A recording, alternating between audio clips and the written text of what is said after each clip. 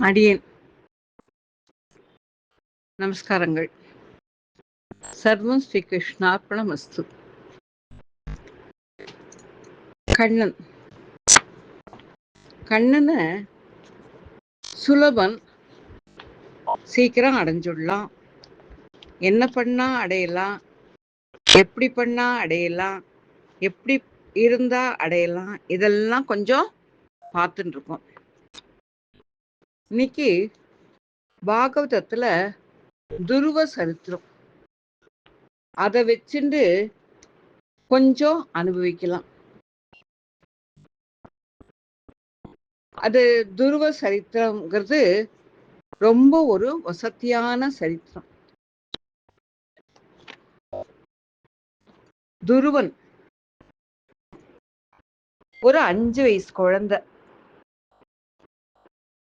அவன் என்ன பண்றான், தன்னுடைய அப்பா மடியில அவனுக்கு உத்தவனுக்கு 2 ஒய்ஃபு. அதுல இளையவளுடைய குழந்தையதான் அவனுக்கு ரொம்ப பிடிச்சு கொண்டாடுவான். மூத்தவளுடைய குழந்தை துருவன். தானும் அப்பா மடியில போய் ஏறி உட்காரணும்னு உட்கார்றதுக்கு போறான். அப்போ அவ சித்தி தள்ளி விட்டுடுறா. அழுதுண்டே போய் அம்மாட்ட கேட்குறான்.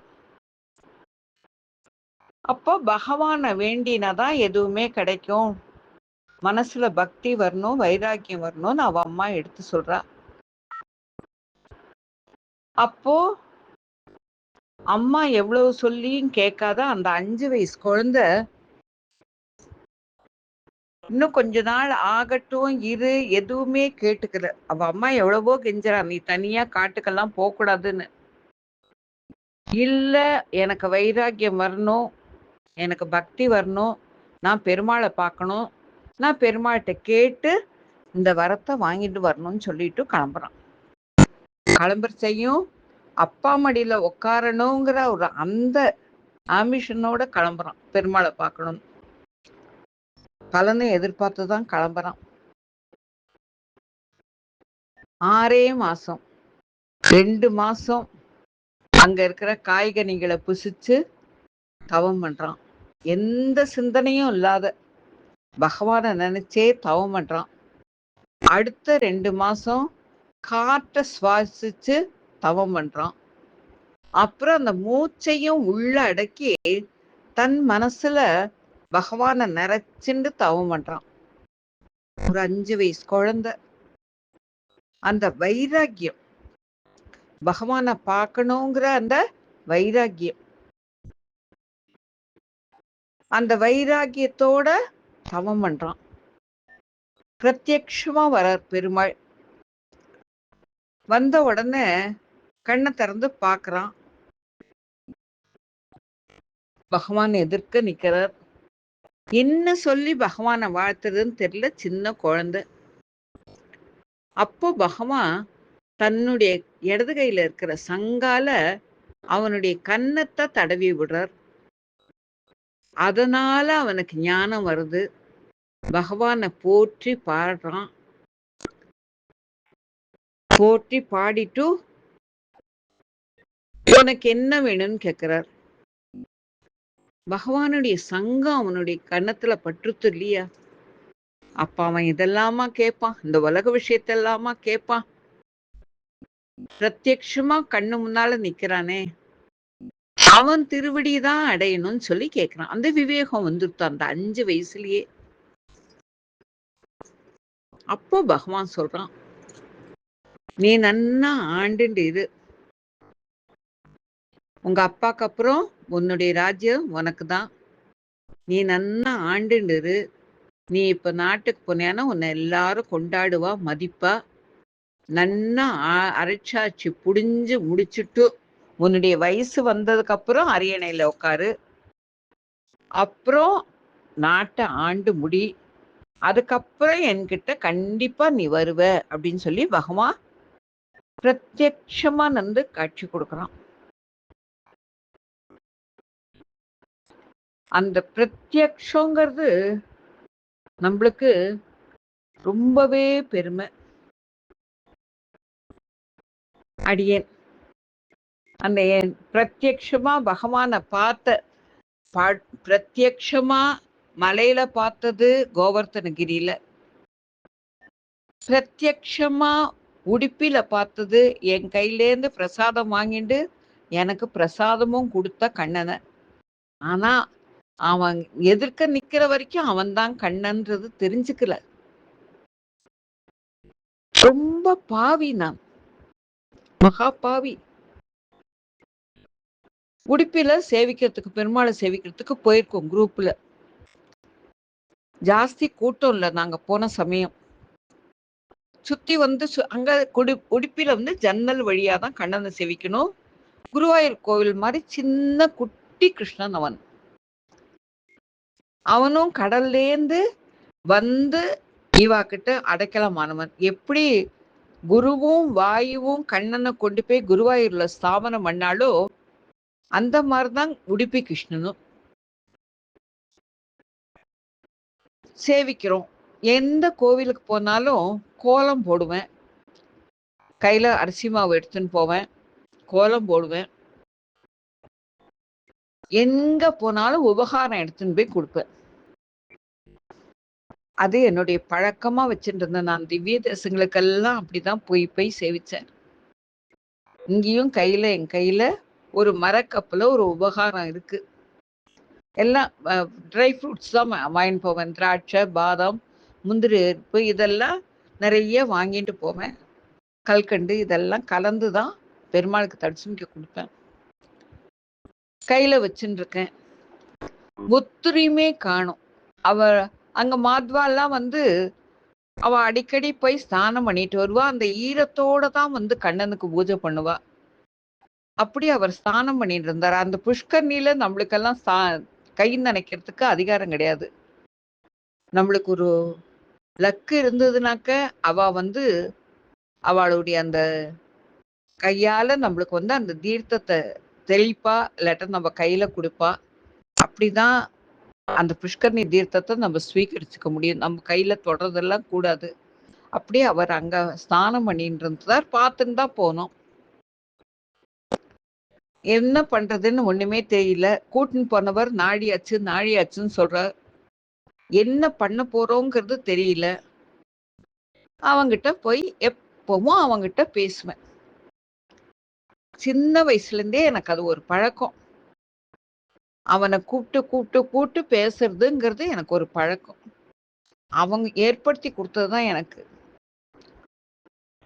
அவங்கிட்ட போய், என்னடா கண்ணா, உனக்கோசரம் பிரசாதம் கொண்டு வந்தேனேடா, இதை நான் எப்படிடா திரும்பி எடுத்துன்னு போவேன், உனக்கு சமர்ப்பிக்காத அப்படின்னு சொல்லி அவங்கிட்ட கேட்டேன். அந்த கேட்ட நிமிஷத்துக்கு சிகப்பு கலர்ல ஒரு வேஷ்டி கட்டிண்டு பொத்தர் வந்தார். மாதுவா மாதிரி தான் கச்சம் வச்சு கட்டின்னு இருந்தார். பொத்தர் வந்தார். என்னம்மா வேணும்னு தமிழ்ல கேட்டார். புத்தி வேண்டாமா எனக்கு? அவ துளு இல்லாட்டா ஹிந்தி அவ்வளவுதான் பேசுவா. அதுவும் துளு தான் பேசுவா. பெங்களூர் அது, துளு தான் பேசுவா. நம்மளுக்கு அவ்வளவு தூரத்துக்கு ஞானம் கிடையாதுங்கிற புத்தி வேண்டாமா? அவர் கேட்ட உடனே அப்படியே புழுகாங்கிதம் ஆயிடுச்சு. ஆஹா அப்படின்னு சொல்லிட்டு, என் கையில இருக்கிற உபகாரம் கண்ணனுக்கு சமர்ப்பிக்கணும், இங்க யாருமே காணோம், அதான் பாக்குறேன் அப்படின்னு. அப்படியா, குடு அப்படின்னு சொல்லிட்டு வாங்கிட்டார். வாங்கிட்டு வெளியில 2 சன்னதி இருக்கு, அதை நீங்க இன்னும் சேவிக்கல. ஆஞ்சநேயர் சன்னதி, அம்பாள் சன்னதி ஒண்ணு. அதை இன்னும் நீங்க சேவிக்கல, நீங்க போய் சேவிச்சுட்டு வாங்கோ, கண்ணை உங்களுக்கு இது பண்ணுவான்னு சொல்லி சொல்றார். சொல்லிட்டு சரின்னு நாங்க கிளம்பினோம். ஒரு நிமிஷம்மா, கண்ணை மரக்கப்பு தான் எடுத்துன்னு போவேன். கண்ணை உங்க கப்போட பிரசாதம் கேட்கறான், கொடுத்துட்டுமா அப்படின்னு கேட்கிறார். சுவாமி, அதுக்கு நான் எப்பவுமே கையில 2 வச்சுப்பேன். ஏதாவது ஒரு தவறுதல் ஆயிடுச்சுன்னா இருக்கட்டும்னு 2 எடுத்துன்னு போவேன். அதுக்கு என்ன சுவாமி, தாராளமா அப்படின்னு சொல்லி சொன்னேன். உள்ள போயிட்டார். நாங்க அந்த சன்னதி சேவிச்சுட்டு வந்தோம். ஜன்னலால அவனை பார்த்தோம். அவன் திருவடியில என்னுடைய கப்புல என்னுடைய உபகாரம் இருக்கு. திரும்பி அவர் வெளியில சேவிச்சுட்டு அப்படி நிக்கிறோம். அவர் வந்தார். வந்துட்டு என்னம்மா சேவிச்சுட்டுங்களான்னு கேட்டார். சேவிச்சுட்டோம். பிரசாதம் தரேன் எடுத்துன்னு போறியா ஆத்துக்கு அப்படின்னு கேட்டார். திவ்யமா எடுத்துன்னு போறேன் அப்படின்னு சொல்லி சொன்னேன். 5-6 பாக்கெட்டு ஒரு சர்க்கரையும் ஒரு இதுவும் கலந்தாப்புல நம்ம இங்க மாவிளக்கு மாவு போடுவோமே அந்த மாதிரி இருந்தது அந்த பிரசாதம். 5-6 பாக்கெட் குடுத்து, இந்தா தெரிஞ்சவாளுக்கெல்லாம் குடு. உன் குழந்தைகளுக்கு முக்கியமா கொண்டு போய் குடு அப்படின்னு சொல்லி குடுத்தாரு. கண்டிப்பா சுவாமி அப்படின்னு சொல்லிட்டு வாங்கிட்டார். எனக்கு இன்னொரு பழக்கம். எந்த அர்ச்சகாளுக்கும் எந்த இடத்துலயும் அவளுக்கு சம்பாவனை சமர்ப்பிச்சுட்டு தான் வருவேன். அது ஒரு பழக்கம். அவர்கிட்ட இருந்து பிரசாதம் வாங்கிட்டு அதை எங்க ஆத்துக்கார்ட்ட குடுத்துட்டு பர்ஸ திறந்த அவருக்கு பணம் சமர்ப்பிக்கலாம்னு சொல்லிட்டு நான் பர்ஸ திறந்து பணத்தை எடுத்துட்டு நிமிர்ந்து பார்க்கிறேன். அவரை காணோம். எங்க ஆத்தாட்ட கேட்டேன். இங்கதானே இருந்தார். இந்த பக்கம் எங்கேயாவது போயிருப்பாரா அப்படின்னார். கோவில் ஃபுல்லா சுத்தி சுத்தி தேடினோம். ஆபீஸ் ரூம்ல போய் எங்களுக்கு தெரிஞ்ச அரைகுறை இங்கிலீஷ்ல அரைகுறை ஹிந்தியில கேட்டோம். அந்த மாதிரிலாம் யாருமே இல்ல. அவர் ஸ்நானம் பண்ணிட்டு இருக்கார். அவர் வந்தாதான் இனிமே பூஜை. அந்த மாதிரி இங்க யாருமே கிடையாது அப்படின்ட்டு சொல்லிட்டா அவ கிளீனா. திருப்பி அழுதேன். பிரத்யக்ஷமா வந்தியேடா கண்ணா. நேர வந்த என்கிட்ட இருந்து பிரசாதத்தை உன் கையால வாங்கிண்ட, உன் கையால பிரசாதம் கொடுத்த, நீதான் கண்ணங்கிறத ஏதாவது ஒரு சூச்சகமா நீ காட்டியிருக்க மாட்டியாடா அப்படின்னு அழுதேன். ஆனா துருவனுக்கு பிரத்யக்ஷமா நாராயணன் வந்த உடனே அதே மாதிரிதான் பிரமிச்சு போய் நின்னான் துருவன். எப்படி பேசுறது, என்ன சொல்றது, கண்ணனை எப்படி பண்றது, எதிர்க்க நிக்கிறானேனப்போ அவன் தவிச்ச தவிப்ப பார்த்துட்டு கண்ணா சங்கத்தால அவனுடைய கன்னத்தை தடவினான். நம்மளுக்கு அந்த மாதிரி பாக்கியம் எல்லாம் கிடைக்காதே. ஏன்னா நம்ம இந்த கலியுகத்துல இருக்கோம், பாவம் பண்ணியிருக்கோம். அப்படி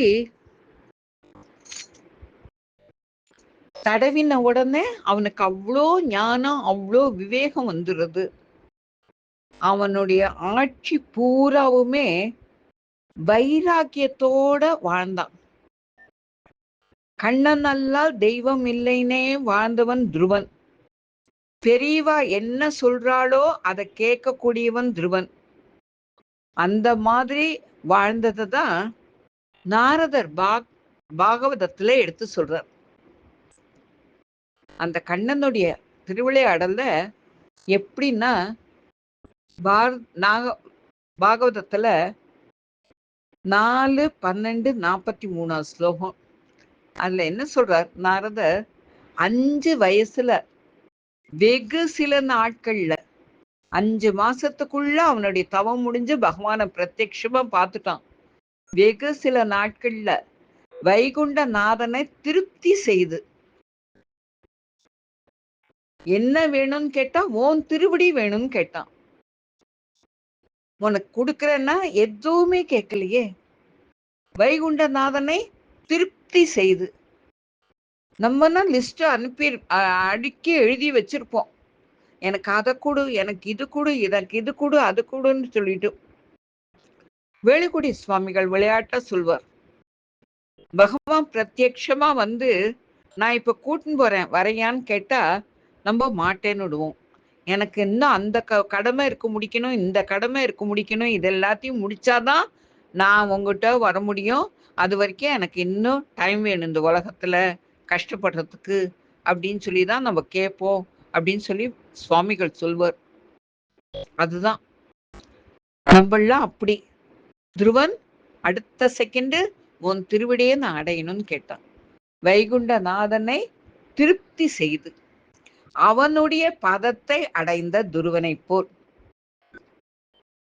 இப்ப இல்ல உனக்கு வாழ்க்கை, நீ ராஜாவா ஆளணும், இந்த ஜனங்களுக்கெல்லாம் நீ நிறைய நல்லது பண்ணணும், பண்ணிட்டு கண்டிப்பா நீ என் திருவடிக்கு தான் வருவ. துருவ நட்சத்திரம்னு கேள்விப்பட்டிருக்கலாம் நீங்க, துருவ மண்டலம்னு கேள்விப்பட்டிருக்கலாம். அந்த துருவ மண்டலத்துல துருவ நட்சத்திரமா இன்னைக்கும் ஜொலிச்சுட்டு இருக்கிறவர் துருவன். துருவன் இதுல பார்த்தாங்களானாக்க இதுல இதுல போன கோகுலம் போனோம்னாக்க கோகுலத்துக்கு அந்த பக்கத்து கரையில துருவன் தவம் பண்ண இடம்னே ஒரு இடம் ஸ்தாபிச்சிருப்பா. காட்டுவான் நம்மளுக்கு. ஒரு காட்டுக்குள்ள போகணும். அது அவன் தவம் பண்ண இடம்னே காட்டியிருப்பான். அந்த இடத்துல போர்டு வச்சிருப்பா. அந்த மாதிரி அவன் வைராக்கியம் பக்தி அப்படின்னா என்ன அப்படிங்கிறத சொல்றார் நாரதர். இதுல இருந்து பெரியவா நம்மளுக்கு என்ன எடுத்து கொடுத்துருக்கான்னா, அந்த வைராக்கியம் பக்தி வர்றதுக்கு வயசு இல்ல, நம்மளுக்கு வேற ஏதாவது ஒரு தகுதி, படிப்பு. வயசு இந்த வயசுதான் வேணுங்கிறது கிடையாது. படிப்பு இவ்வளவு படிச்சிருக்கணுங்கிறது கிடையாது. குலம் இந்த குலத்துலதான் பிறந்திருக்கணுங்கிறது கிடையாது. அவன் மேல நம்மளுக்கு ஒரு பக்தி வரணுங்கிறது ஒரு எண்ணம் மட்டும் நம்மளுக்கு இருந்துருத்துனாக்க எல்லாருக்கும் அதிகாரம் உண்டு அப்படிங்கிறத பாகவதம் நம்மளுக்கு எடுத்து சொல்றது. அடியேன் இதையே தான் நிறைய நாள் உங்களுக்கெல்லாம் விண்ணப்பிச்சிருக்கேன்.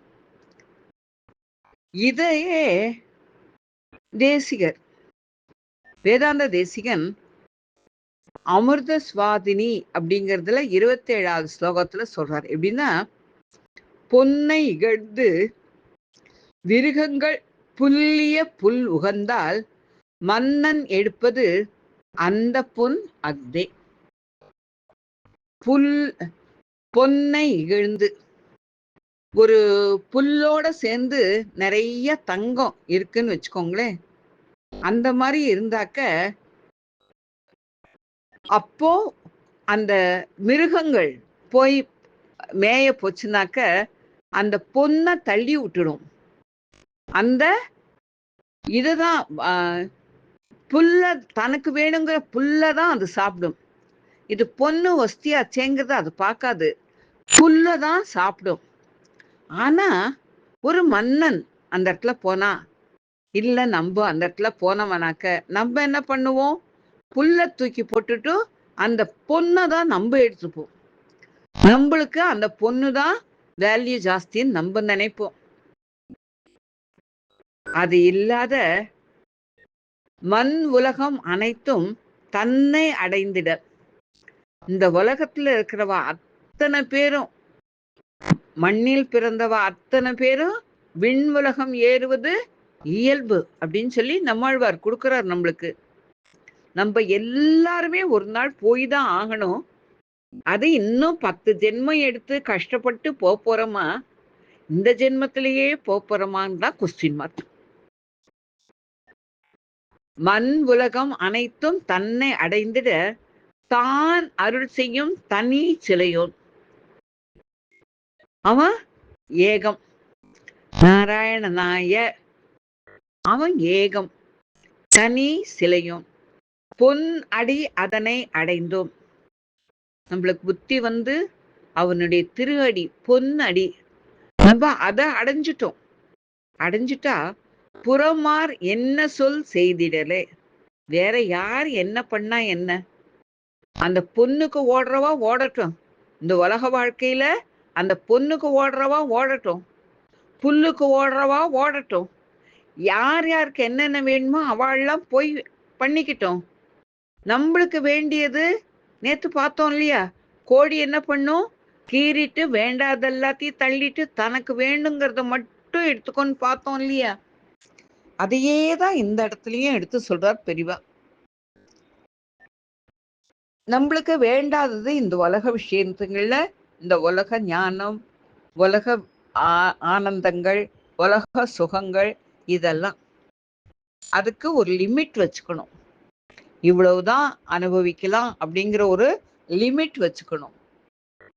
அந்த லிமிட்டோட எப்படி வந்து துருவன் அந்த ராஜாவா ஆண்டாலும் அந்த வைராகியத்தோட பக்தியோட நம்ம பகவானுக்கு மட்டுமே அடிமைப்பட்டவன்ற ஒரு எண்ணத்தோடையே ஆண்டு இன்னைக்கும் துருவ நட்சத்திரமா ஜொலிச்சுன்னு இருக்கானோ, அவன் பகவான் கிட்ட எப்படி ஆத்மார்த்தமான பக்தியோட ஒரு வைராக்கியமா அரசவை ஆண்டு பகவானுடைய கட்டளை அதுக்கோசரம் இந்த ராஜ்யத்தை ஆடுறேன்னு ஆண்டான்.